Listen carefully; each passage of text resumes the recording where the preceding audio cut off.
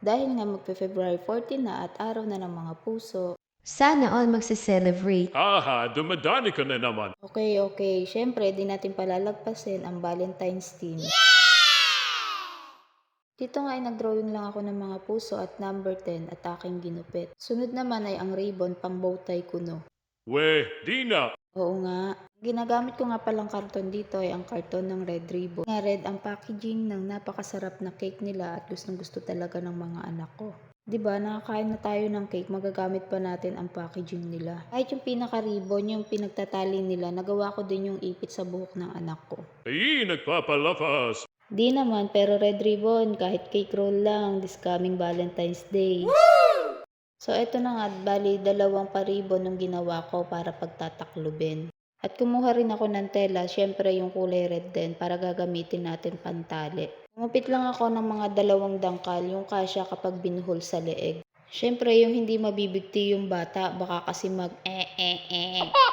dahil nasasakal, kaya dapat maluwag lang. At ayun nga, binutasan ko lang yung isang ribbon at yan isusuot yung tela or yung pangtali na ginupit natin.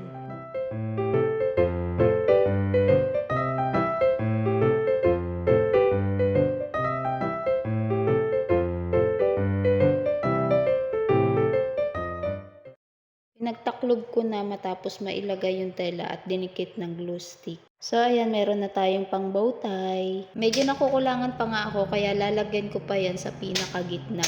Pagpasensyahan nyo na ang aking voice over at may naglalarong bata.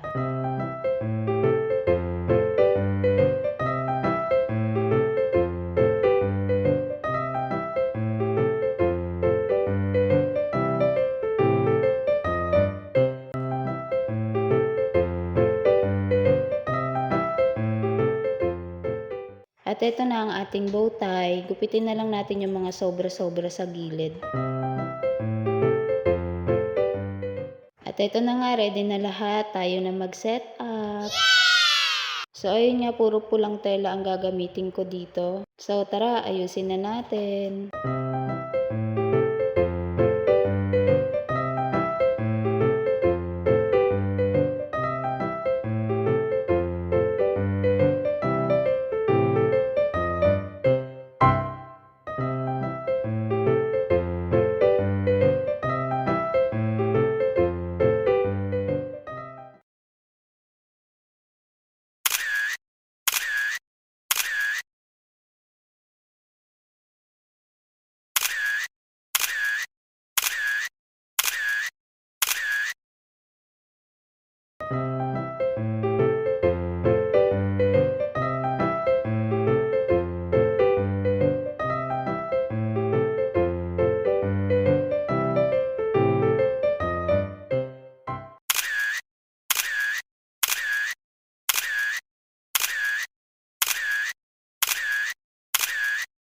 Fly me to the moon.